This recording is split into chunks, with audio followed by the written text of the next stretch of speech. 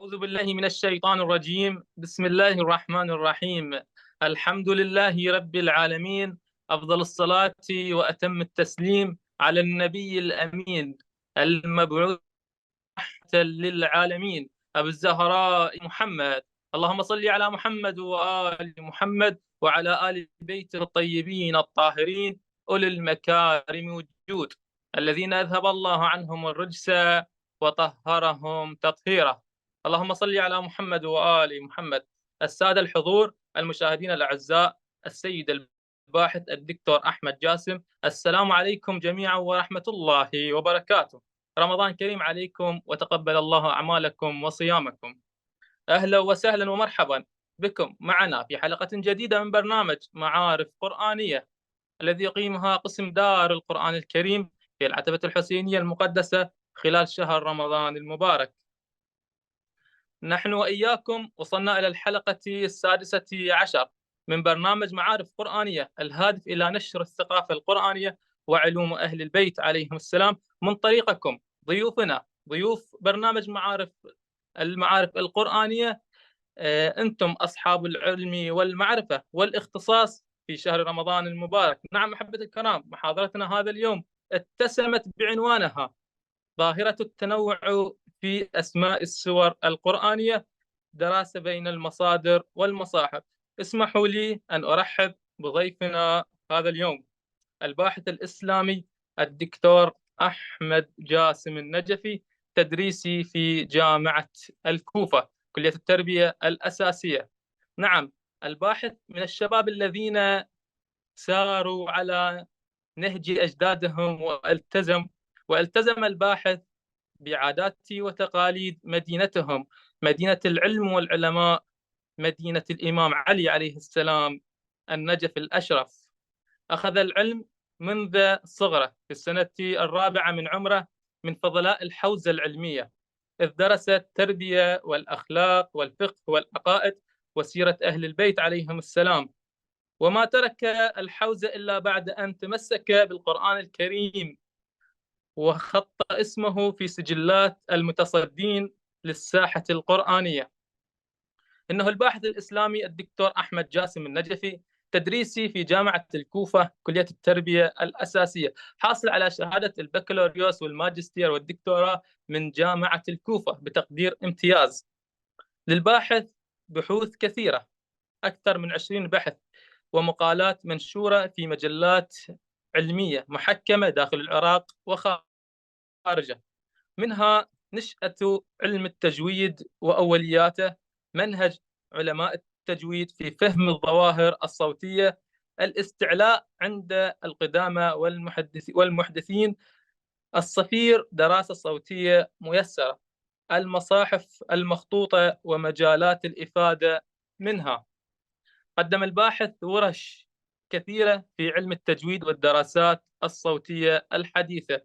عمل محاضرا في الجامعة الإسلامية في النجف الأشرف، حاصل على إجازة في القراءات والكتب والمنظومات في علم التجويد. مثل العراق في المسابقة القرآنية الدولية في الجمهورية الإسلامية الإيرانية سنة 2011 في فقرة التلاوة. شارك في التحكيم العديد من المسابقات المحلية والوطنية والدولية في فقرة قواعد التجويد. عضو لجنة تأليف المناهج الدراسية التابعة لمدارس ديوان الوقف الشيعي، ورئيس لجنة كتاب أحكام التلاوة والتجويد للصفوف الرابع والخامس والسادس في الإعداديات الإسلامية. له مؤلفات كثيرة، أكثر من 10 كتب، منها المفيد في علم التجويد، المصحف المنسوب إلى أمير المؤمنين عليه السلام. جناب الدكتور تفضل مشكورا، حياك الله ومرحبا ومساكم الله بالخير والعافية.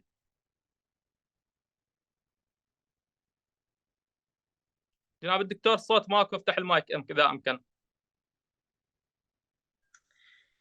أعوذ بالله من الشيطان الرجيم. بسم الله الرحمن الرحيم، وصل اللهم على سيدنا محمد وعلى آله الطيبين الطاهرين وأصحابه المنتجبين. أحبتي الأفاضل، الأستاذ علي طالب المحترم، السيد رئيس قسم دار القرآن الكريم في العتبة الحسينية المحترم، زملائي التدريسيين الأفاضل، سلام من الله عليكم ورحمة منه وبركاته. يسعدني ويشرفني أن أكون معكم عبر الفضاء الافتراضي لأدلو بدلوي مع الإخوة الأفاضل بتقديم هذه الورقة البحثية الموسومة بظاهرة التنوع في أسماء السور، دراسة بين المصادر والمصاحف. وقسمت، وقبل أن أقسم فكرة البحث،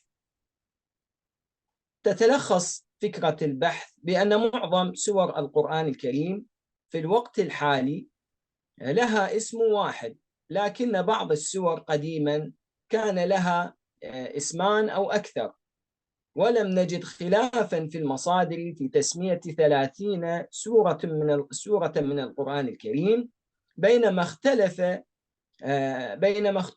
في تسمية 84 منها. وفي هذا البحث سوف نقف على أسباب التنوع في أسماء السور وآراء العلماء في القول بتوقيفية أسماء السور من عدمه، ونبين أيضا أثر المصاحف المخطوطة في تعزيز دراسة التنوع في أسماء السور. وقبل أن أعرض هيكلية البحث، بودي أن أنوه إلى الأخ العزيز الأستاذ أبو حمزة بأنه العرض يعني ثابت الآن، اللي أمامي بس ظاهرة التنوع، بينما أنا أبدي أتصفح السلايدات.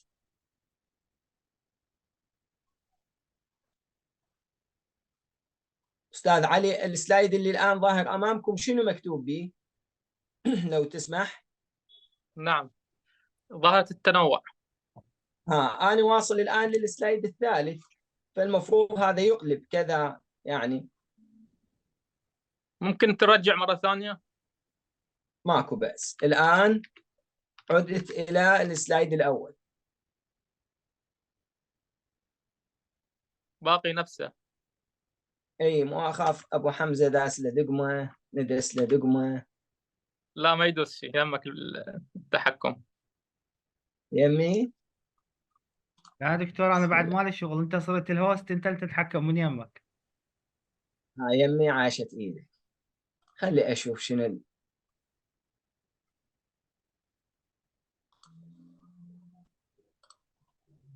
تمام.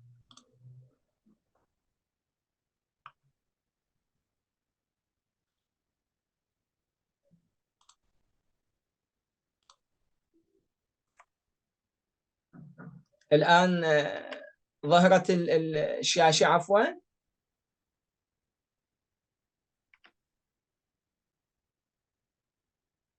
مسطرة بيضة حاليا. نعم. استمر.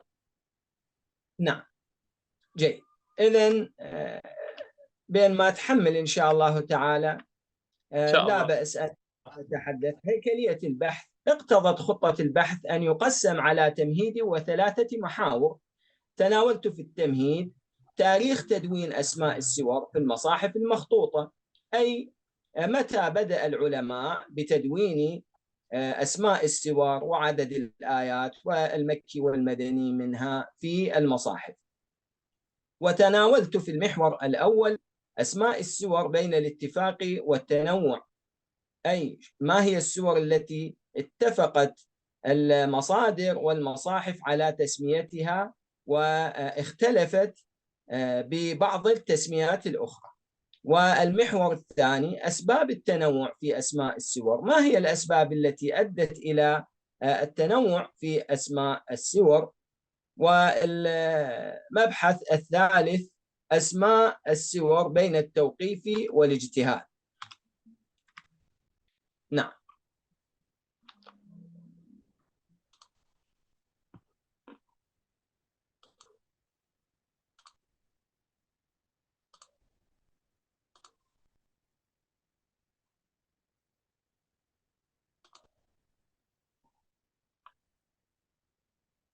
تاريخ تدوين أسماء السور في المصاحف المخطوطة.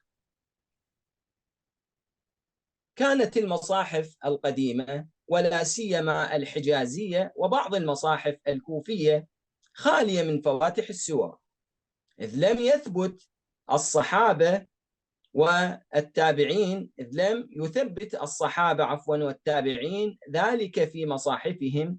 فقد نقل أبو عمرو الداني عن الأوزاعي قوله: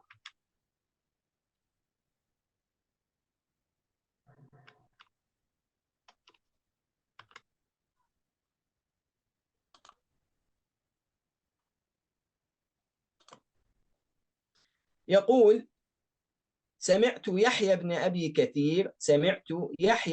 أبي كثير يقول: كان القرآن مجردا في المصاحف خالي فقط المتن، فأول ما أحدثوا فيه النقط يقصد به هنا نقط الإعجام الذي يفرق بين الحروف المتشابهة بالصورة كالياء والتاء والنون، وقالوا لا بأس به. ثم بعد ذلك أحدثوا فيه نقطا عند منتهى الآي، فجعلوا ثلاث نقاط للدلالة على رأس الآي. وبعد ذلك أحدثوا الفواتح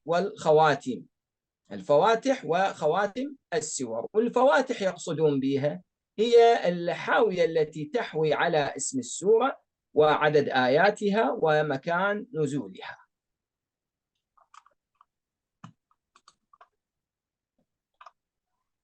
نعم. والذي نذهب إليه أن فواتح السور بدأت في نهاية القرن الثاني وبداية القرن الثالث الهجري، ثم تطورت بمرور الزمن. يعني سابقا النصوص التي أوردها العلماء في فواتح السور يقولون كانت المصاحف القديمة خالية من فواتح السور، ثم جعلوا خطا مستقيما يفصل بين السورتين، ثم قاموا بزخرفة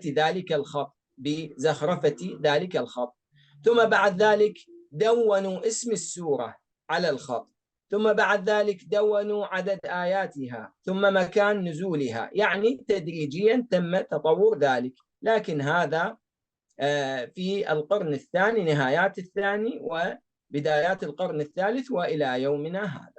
وتؤكد لنا المصاحف المخطوطة صحة الرواية المتقدمة التي أوردناها عن أبي عمرو الداني الذي أوردها عن الأوزاعي، بما يبعث الطمأنينة في نفوس الباحثين والدارسين للتعاطي مع تلك النصوص القديمة. وهذه الصورة أيها الأحبة التي تظهر أمامكم هي عبارة عن ورقة من مصحف جامعة توبنجن الألمانية أو توبنجن على قراءتين، اللي رقمه 165 ونسب إلى القرن الأول الهجري بحسب الفحص الكربوني C14. واللوحة اللي على الشمال هي عبارة عن ورقة من مصحف بالخط الحجازي محفوظ في المكتبة الوطنية الفرنسية برقم 328. لو دققنا النظر أيها الأحبة هنا سوف نجد هنا نجد خط مستقيم وعليه زخارف بسيطة جدا من دون تسمية سورة ومن دون عد آي ومن دون مكان نزول. هذه فاتحة سورة مريم. بسم الله الرحمن الرحيم، كاف ها يا عين صاد، ذكر رحمة ربك عبده زكريا. وهنا تنتهي بسورة الكهف، ولا ربه أحدا. وأيضا في اللوحة اللي على الشمال هي سورة النساء. بسم الله الرحمن الرحيم، يا أيها الناس اتقوا ربكم الذي خلقكم من نفس واحدة. زين. وواضح أمامكم هذا الفراغ اللي تركه الناسخ، تركه من دون أن يضع أي شيء لم يفصل بين السورتين.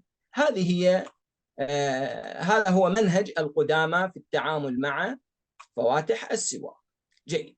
المحور الأول أيها الأحبة، المحور الأول أسماء السور بين الاتفاق والتنوع. اتفقت المصادر والمصاحف على تسمية 31 سورة من القرآن الكريم، وهي الأنعام ويونس وهود ويوسف والرعد وإبراهيم والحج والنور ولقمان والأحزاب وسبأ والأحقاف والفتح والحجرات والذاريات والطور والنجم والواقعة والحديد والجمعة والمنافقون والتغابن والمزمل والمدثر والفجر والضحى والعاديات والقارعة والعصر والفيل. هذه 30 سورة، 31 سورة اتفقت المصاحف والمصادر على تسمية واحدة لها. جيد. أما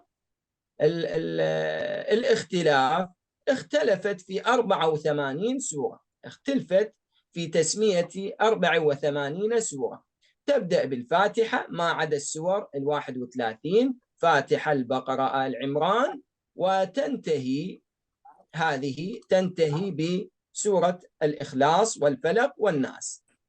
واختصارا للوقت سوف لن أقرأها، وإن شاء الله تعالى أرسل لحضراتكم هذه المحاضرة أيضا كي تطلعوا عليها. وتعيننا المصاحف المخطوطة على حصر تنوع أسماء السور في القرآن الكريم، نحو تعدد تسمية سورة الإنسان.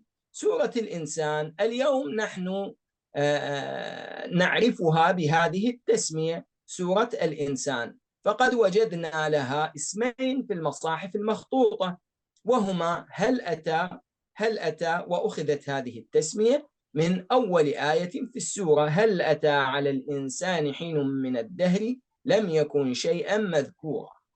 وسورة الدهر التسمية الأخرى سورة الدهر، وأيضا أخذت من الآية الأولى. وهل أتى يعني وردت هذه التسمية في المصحف المنسوب إلى هارون الرشيد والمحفوظ في المكتبة الوطنية الفرنسية برقم 399. وسورة الدهر وردت هذه التسمية في مصحف مخطوط في مكتبة آيا صوفيا، كتب سنة 1093 ورقمه 8، ومصحف آخر كتبه زكريا بيك محمود سنة 1168 وتحتفظ به مكتبة برلين الألمانية برقم 54.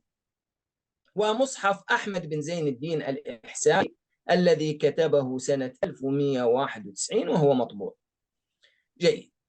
وسورة المسد التي وجدنا لها 3 أسماء، هي تبت وأبي لهب والحطب.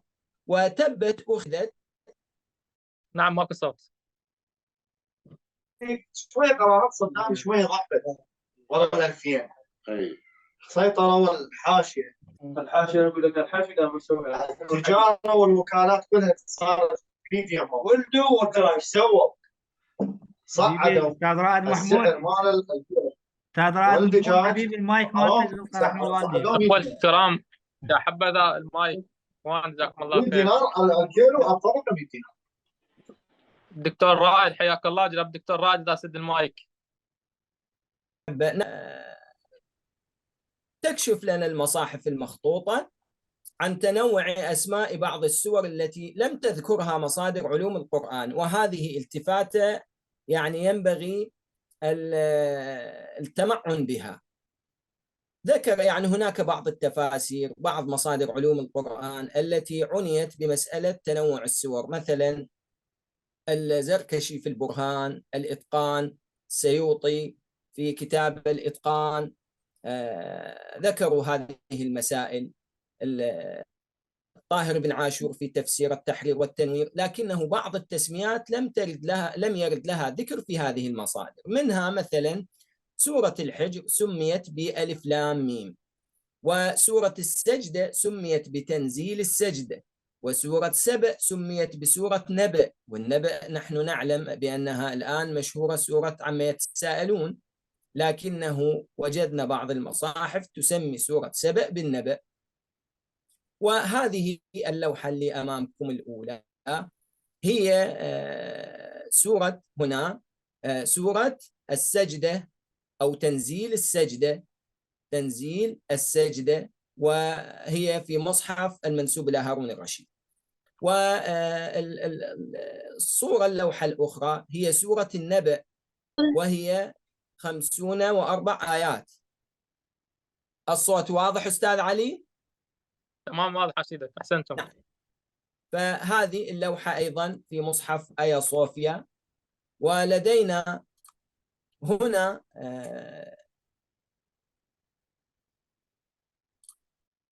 سورة المعارج سميت بسورة السائل، وسورة التكوير سميت بسورة الشمس.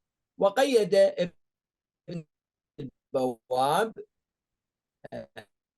أسماء بعض السور بموضوعاتها: السورة التي يذكر فيها البلد، السورة التي تذكر فيها القيامة، السورة التي يذكر فيها الإنسان، السورة التي تذكر فيها المرسلات. وهذه صورة من ذلك، هذه السورة التي تذكر فيها المرسلات. وابن البواب كتب مصحف في دار السلام في بغداد سنة 391، وهو يعني أشهر من أن يعرف هذا الرجل الشهير الذي خط المصحف وطور خط النسخ. نعم.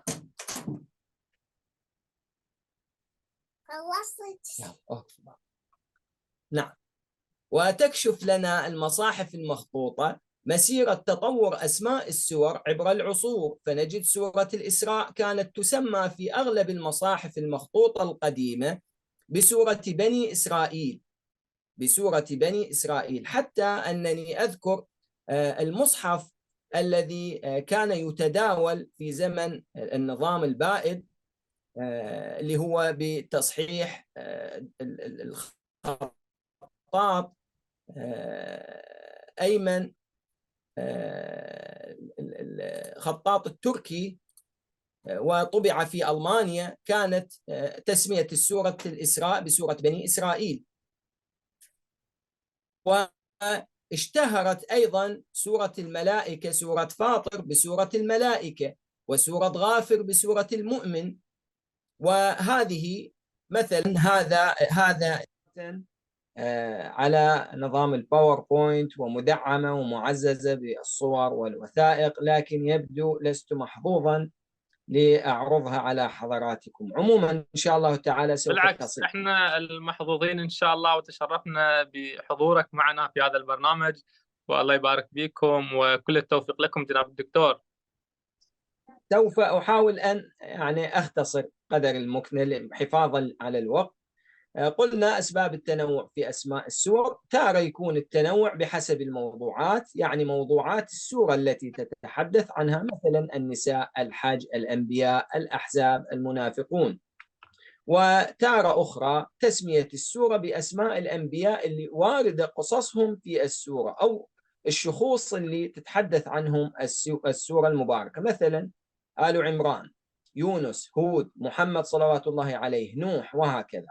وتسمية السور في ضوء الحروف المقطعة الواردة في بعض فواتح السور، مثل طه، ياسين، صاد، قاف.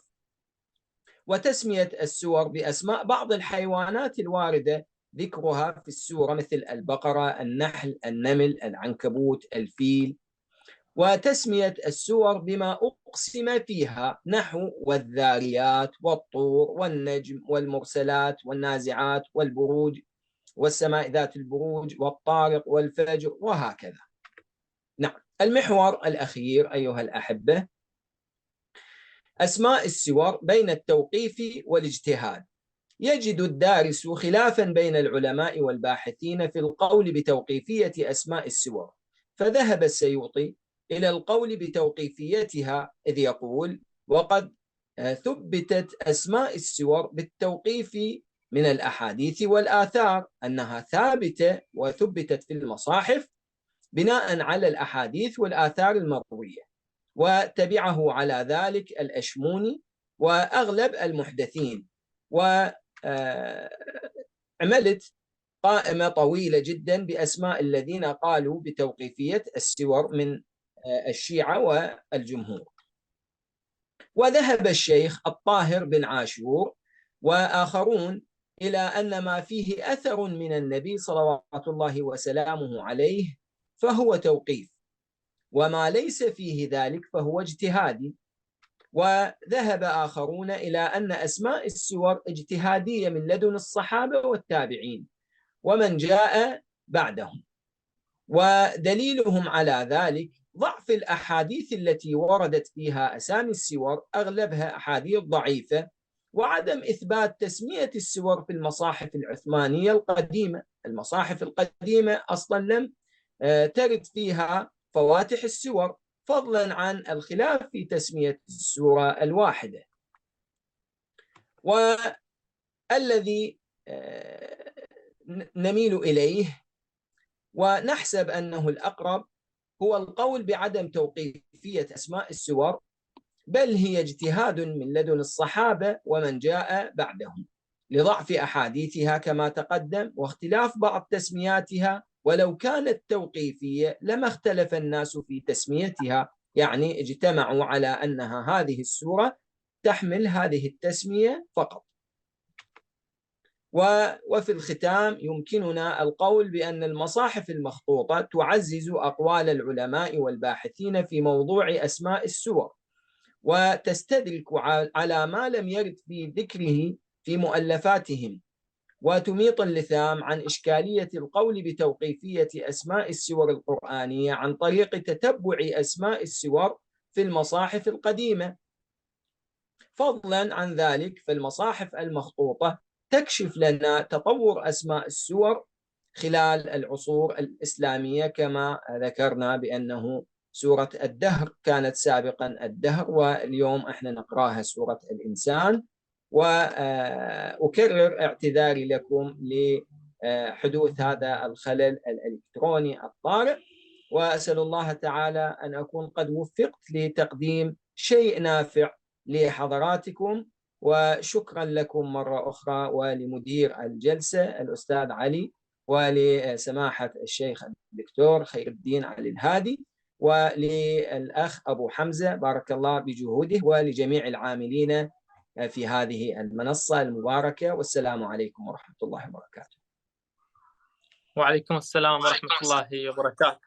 أحسنتم. شكرا لكم جناب الدكتور أحمد جاسم النجفي على هذه المحاضرة القيمة التي جاءت ضمن سلسلة المحاضرات القرآنية تحت عنوان برنامج معارف قرآنية التي يقيمها قسم دار القرآن الكريم في العتبة الحسينية المقدسة خلال شهر رمضان المبارك، الهادفة إلى نشر الثقافة القرآنية وعلوم أهل البيت عليهم السلام، وتشكيل مقاومة ضد التيارات الأخرى الهادفة إلى التطرف والتدني والتفكك الأسري والعقائدي والاجتماعي. نعم أحبتي الكرام، وصلنا وإياكم إلى فقرة الأسئلة، ويمكنكم الآن طرح أسئلتكم وما يجري في أذهانكم من تساؤلات، والأستاذ إن شاء الله تعالى يجيب عليها ضمن عنوان المحاضرة.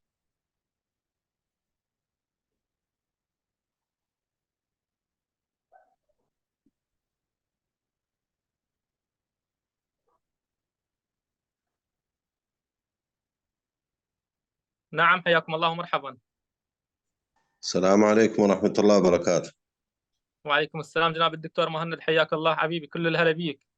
الله محييك، والسلام على جميع الحضور، والأخ الباحث الكريم دكتور أحمد أعرفه جيدا وشهادتي فيه مجروحة، وهو متميز أيضا في مجال الرسم القرآني. يعني أتمنى عليه أن يسوي لنا محاضرة بالرسم القرآني ويبين لنا إن شاء الله يعني تعالى منه إن شاء الله. بس حبيت أنوه على موضوع، احنا بالنسبة لنا كنا أكاديميين، فالاهتمام بجانب التعليم المدمج، ومرت علينا ظروف كورونا الله لا يعودها إن شاء الله ويعافي أمة إن شاء الله محمد تعالى. ولكن اكتسبنا منها خبرة في مجال التعليم الإلكتروني وضرورة هذا التعليم والاهتمام به وتفعيل الجانب القرآني في موضوع البرامج الإلكترونية وتوصيلها للطلبة، والاهتمام بهذا الجانب التقني، لأن المستقبل جاي كله على الجانب التقني، ونسأل الله التوفيق لكم جميعا ولدار القرآن على هذه البرامج القيمة، ومحاضرة شيقة جدا إن شاء الله نتابعها بالPDF. الله يبارك فيكم، والسلام عليكم ورحمة الله شكرا لكم وبركاته. جناب الدكتور مهند على هذه المداخلة، شكرا لكم حبيبي، الله يبارك فيك. الأخ نعم أحبتي الزميل الكرام، العزيز مهند على مداخلته، وأسأل الله له التوفيق والعافية إن شاء الله، سلمه الله. الدكتور مهند من جامعة تكريت، كلية العلوم الإسلامية. أعرفه جيدا، بارك الله به. أسأل الله له التقيتم التوفيق. في المسابقة الفرقية السادسة لطلبة الجامعات، كنتم حكما فيها. بارك الله بك، أسأل الله لك وله التوفيق إن شاء الله. نعم. السلام عليكم ورحمة الله وبركاته. وعليكم السلام، حياكم الله جناب الدكتور رعد. شكرا جزيلا لدار القرآن، وخصوصا للدكتور خير الدين والمقدم الرائع أستاذ علي الوردة، ونشكر دكتور أحمد على هذه المحاضرة القيمة. بس كان عندي سؤال من أستاذ دكتور أحمد. نعم. السؤال هو نحن نعلم أن السور القرآنية التي تبدأ بالحروف المقطعة 29 سورة، منها 13 سورة تبدأ بثلاث حروف، ومن ضمن 3 حروف 5 سور تبدأ بالألف لام راء. أنتم تفضلتم بأنه الحجر هي من ضمن السور التي تبدأ بالألف لام راء، فكيف سميت بألف لام ميم؟ في المحاضرة ذكرتم بأنه الحجر سميت بألف لام ميم، ولكن هي تبدأ بألف لام راء الوحيدة من السور الباقية الخمسة. يعني هي الحجر ألف لام راء، وعندنا 4 أنبياء، سورة هود وسورة يوسف ويونس وإبراهيم. فكيف سميت الحجر بألف لام ميم؟ أحسنتم جناب الدكتور رعد، السؤال واضح إن شاء الله تعالى، أحسنتم. سلمكم الله وحفظكم جناب الدكتور رعد على هذه المداخلة والإجابة على تساؤلكم. المصحف الذي وجدناه أيها العزيز قد سمى سورة الحجر المباركة بألف لام ميم، والحقيقة استوقفني هذا التساؤل، يعني عندما وجدت هذه التسمية وجدتها احتملت واحدة من عندهن أن يكون الخطاط قد وهم، يعني يكون قد وهم بتسميتها فأثبتها ألف لام ميم. هذا احتمال آخر أنه قد سميت هكذا ولم تردنا، يعني لم تصل إلينا هذه التسمية، وهذا الاحتمال يعني وجه وإن كان ضعيف لكنه ليس مو مستبعد. هذا الاحتمال الآخر. لم تذكر المصادر اللي بين أيدينا، التفسير التحرير والتنوير، البرهان، الإتقان، التمهيد للشيخ معرفة، لم يذكر بأنه لسورة الحجر تسمية ألف لام ميم. فهذه الظاهرة أحببت أن أوردها لأقدح شيء في أذهانكم، بأنه هذه المصاحف المخطوطة فيها أشياء غريبة، أشياء عجيبة تستحق الدراسة والعناية والتحقق والتثبت، وحسبي أني أثرت لديكم هذا الإشكال. بارك الله بك. أحسن دكتور. شكرا جزيلا. أحسنتم جناب الدكتور على هذه الإجابة الوافية الكافية، أحسنتم كثيرا. نعم أحبتي الكرام، نحن وإياكم في ختام الحلقة 16 من برنامج معارف قرآنية. أتقدم بالشكر لله تعالى أولا على نعمة القرآن الكريم. كل الشكر لكم جناب الدكتور أحمد جاسم النجفي على هذه المحاضرة القيمة التي جاءت ضمن هذا البرنامج، وهي تليق باسم القرآن الكريم وبالسادة الحضور. كل الشكر والتقدير لكم السادة الحضور على حسن الاستماع والمتابعة والمشاركة. كل الشكر والتقدير لقسم دار القرآن الكريم في العتبة الحسينية المقدسة المتمثل بفضيلة الشيخ الدكتور خير الدين علي الهادي لنشر هذه الثقافة القرآنية في جميع الأصعدة والشهور. شكرا لكم أحبتي الكرام، انتظرونا في حلقة أخرى من برنامج معارف قرآنية ومع شخصية أكاديمية حوزوية جديدة. وآخر دعوانا أن الحمد لله رب العالمين، وصلى اللهم على محمد وعلى آل بيته الطيبين الطاهرين. استودعناكم بالله أحبتي الكرام، وحياكم الله ومرحبا. في امان الله وحفظه.